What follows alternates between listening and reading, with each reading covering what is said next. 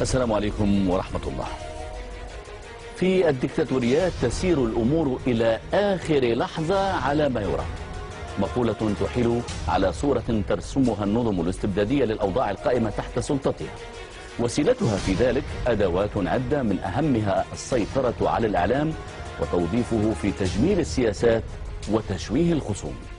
هذه الحقيقة تنطبق وإن بتفاوت على تونس ومصر، البلدين العربيين اللذين كشفت ثورتهما المستورة في ساحتين إعلاميتين نخرتهما أمراض الاستبداد والتبعية، وحولت بعضا ممن يعمل فيهما إلى تجار في سوق الذمم الصحفية.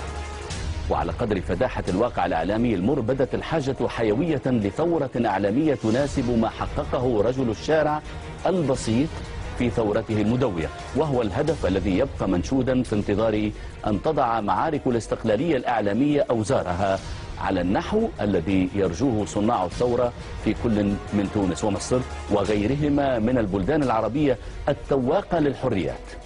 والحريات الإعلامية واحدة من بين أهمها. نبيل الريحاني وإضاءات تتعلق بالمشهد الإعلامي التونسي قبل وبعد الثورة. من نفزال القروان حسينا بالأمان. أعطني إعلاما مستقلا أعطيك وطنا حرا. معادلة لم تكن مثل هذه المواد المنتشرة في أغلب وسائل الإعلام التونسي زمن الرئيس المخلوع زين العابدين بن علي تعكسها في شيء. يا بو تونس لحنين يقولوا لك احنا فيه.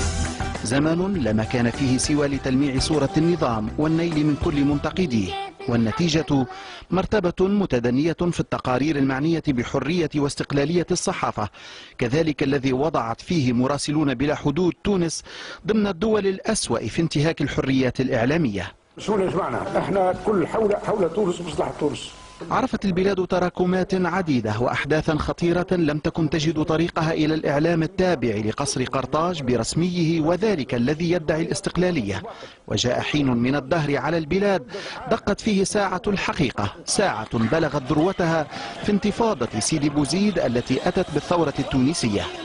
ثورة لم ينفض فيها الشباب التونسي يديه فقط من نظام بن علي، وإنما كذلك وبحسب بعض القراءات من أحزاب ومؤسسات ووجوه إعلامية، وجوه انبرت بحسب منتقديها وللمفارقة في نفس الآن تهاجم كل من تكفل بنقل الاحتجاجات السلمية للشارع التونسي في وجه السلطة. باش نرجع لكلام مدام سلوى، يقول لك هما يحاربوا في المشروع الحداثي نتاع تونس. اي نعم، يحاربوا في المشروع الحداثي نتاع تونس. الجزيرة كانت على رأس القائمة.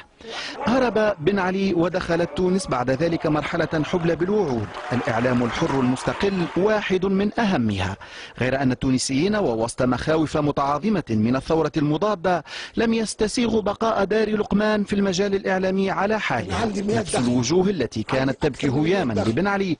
لكن أحسن دخلة نحب نقولها اليوم هو الشكر للسيد الرئيس، لأنا واحد بالله صعب لي تو 64 سنة حس روحي كاني تولدت من جديد.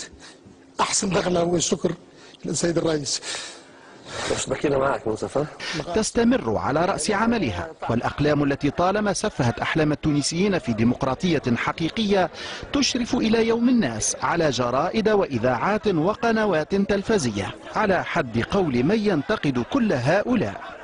واليوم إذ تقترب الثورة التونسية من طي نصف سنة منذ قيامها، يبدو أن رياح الثورة لم تقتلع بعد ولم تقطع مع القديم، ولعل في المعركة الانتخابية التي حمى وطيسها في المؤتمر الأخير لنقابة الصحفيين بعض مما يشير لهذه الحقيقة.